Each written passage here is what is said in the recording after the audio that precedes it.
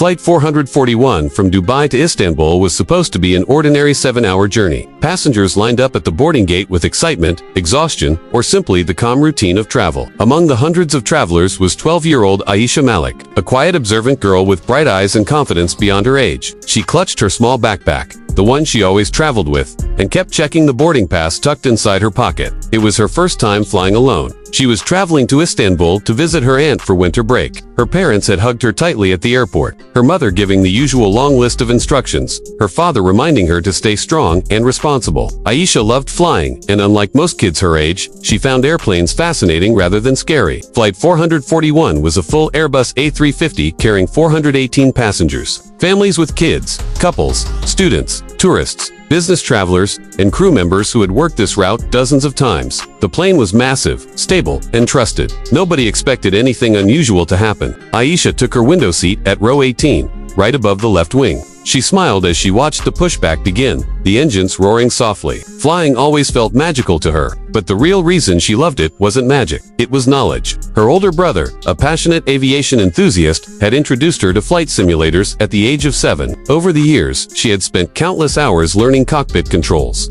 emergency procedures, landing techniques, and even how to troubleshoot failures. She wasn't a pilot, but she understood planes far more than an average adult passenger, maybe even some trainees. The plane climbed steadily after takeoff, the city lights fading into a sea of darkness. Passengers settled in, some watching movies, some sleeping. Aisha plugged in her headphones and watched the altitude indicator on the screen in front of her eyes. Everything felt calm, smooth, perfect until it didn't. 2 hours into the flight, when the cabin lights were dim and most people were relaxed, a sudden metallic thud shook the aircraft. Aisha's eyes shot open. She removed her headphones immediately. A second later, the plane tilted sharply to the right. The overhead bins rattled. A few passengers screamed. Then came the sound nobody wanted to hear. Bip! A piercing alarm echoed from the cockpit, faint but clear through the thin door. Before anyone could understand what happened, the aircraft dipped downward. Oxygen masks dropped from the ceiling. Drinks spilled. Babies cried. Flight attendants struggled to stand as turbulence slammed the plane up and down like a powerless toy. Aisha grabbed her armrest, heart pounding, but she wasn't panicking. She was analyzing. That wasn't normal turbulence. She thought something failed. Inside the cockpit, chaos was unfolding. Captain Rummy, a senior pilot with 22 years of experience, suddenly collapsed. Minutes earlier, he had complained of chest pain, but before the co-pilot could react, the captain lost consciousness completely. Co-pilot Jonas, only 9 months into his role, was alone and terrified, but trying his best. When the first engine shutdown warning appeared, he initiated emergency procedures. But the aircraft systems began failing one after another. Rudder issues, hydraulic pressure warnings, and a dangerously overheating second engine. The intercom crackled. The co-pilot's shaky voice came through. "Ladies and gentlemen, hey, please remain seated. We are experiencing technical issues. The crew is working to regain control." His voice broke on the word control. Passengers knew something was terribly wrong. Aisha took a deep breath. She noticed people around her crying, praying, holding their masks tightly, but her eyes remained fixed on the cockpit door at the front. "The alarms I heard, engine failure, hydraulic loss. He's alone in there," she thought. A flight attendant rushed down the aisle toward the front, pale and trembling. Aisha stood up. "Ma'am," she called out. The attendant turned startled. Aisha stepped closer. "Is the pilot okay? Do you need help?" The attendant blinked at her, confused. "Sweetheart, return to your seat. It's an emergency." Just then, the plane dropped violently, making people scream. The attendant stumbled and grabbed a seat for balance. Aisha steadied herself. "Please listen. The alarms you're hearing, those are critical. Is the captain unconscious?" The attendant froze. "How do you?" Aisha continued, without hesitation. "Is the co-pilot alone? He can't handle a hydraulic and engine failure together without assistance." The attendant swallowed hard. Her silence was answer enough. Aisha spoke softly but confidently. "I can help. I know the airplane systems. I've been trained on simulators for years." The attendant stared at her. This little girl with calm, steady eyes while everyone else was panicking. The plane lurched again, left wing dipping dangerously. More screams. A child cried loudly behind them. The attendant closed her eyes for a second. Desperation won over hesitation. "Come with me," she whispered. Aisha followed her up the aisle, gripping the seats as the aircraft shuddered. People looked at her in confusion. Why was a child walking toward the cockpit in the middle of a crisis? At the door, the attendant knocked twice. "Jonas," she shouted, "I'm coming in." The door unlocked. It opened slightly. The cockpit smelled of burning metal and panic. Warning lights flashed everywhere. The co-pilot was drenched in sweat, hands trembling on the controls. "What are you doing?" he yelled when he saw a child enter. "Get her out. She knows the systems," the attendant said breathlessly. "She what?" Before he could continue, the plane jerked downward again. Jonas grabbed the yoke with both hands to pull it up. "A hydraulics failing," he shouted. Aisha stepped closely. "We're manual override. If you delay, the plane won't respond anymore." Jonas turned toward her, stunned. "How do you know that?" Aisha didn't waste time. "Because your primary control system is failing. Look at the display. Pressure is in the red zone." Jonas looked. She was right. He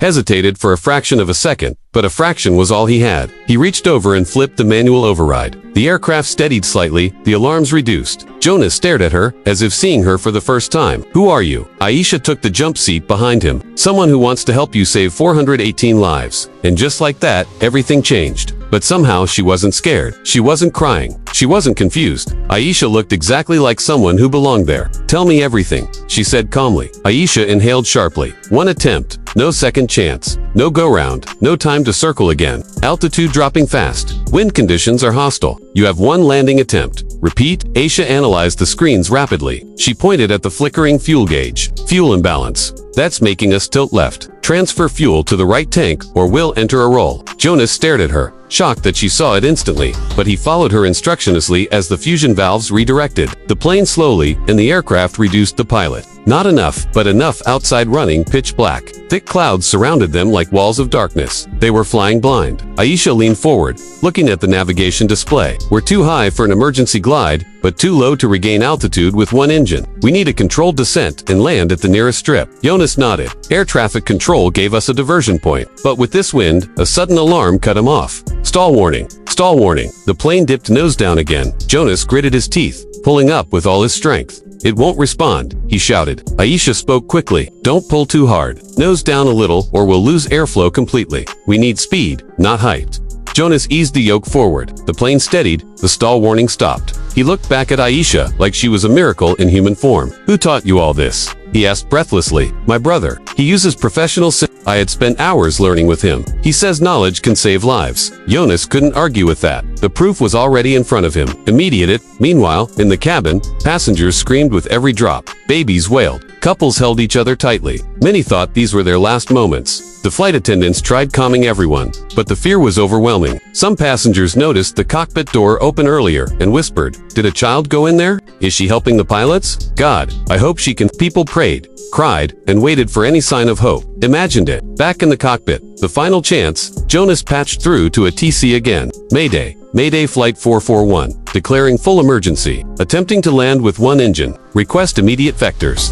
Static. Then a voice finally responded. "We see her." She checked the systems again. "We're losing altitude faster than expected. The second engine is about to shut down." As if responding to her words, a loud warning blinked. "Engine 2, fire detected." Jonas' eyes widened. No. He activated the fire suppression system. Lights flickered. The fire warning stopped, but then the engine display turned black. "Engine 2 offline," Jonas whispered. Aisha closed her eyes for half a second, gathering courage. "We can still land," she said. Jonas blinked. "Without engines, you understand what you're saying, right? We glide like we practiced. Keep the nose steady. Maintain the glide slope. Use gravity." Jonas nodded slowly. "You lead," he said. "Wow, you see things faster than I do. You're thinking clearly. Just tell me what to do." Aisha felt fear for the first time, but only for a moment. Then she sat up straight. "Okay, let's save them." The descent. The plane was now a giant glider, silently slicing through the night sky. Without engines, every move had to be perfect. Aisha watched the altimeter carefully. "Bring the nose slightly down. We need speed. Don't let it drop below 210 knots. "Got it," Jonas replied. Wind slammed the aircraft from the left. "Correct with rudder," Aisha instructed. Jonas followed quickly. The runway appeared far below, glowing faintly through the storm clouds. Aisha calculated fast. "We're coming in too high. Extend flaps." Step 1. Jonas lowered the flaps. "Not too much," she warned. "We don't have engine thrust to recover if we lose lift." The plane obeyed. It steadied beautifully. Passengers started seeing city lights. Hope spread through the cabin like fire. People whispered prayers. Mothers hugged children. Elders cried silently. The landing attempt. Aisha monitored descent rate. "We need more drag. Landing gear down." Jonas deployed it. A jolt ran through the plane. Altitude 900 feet.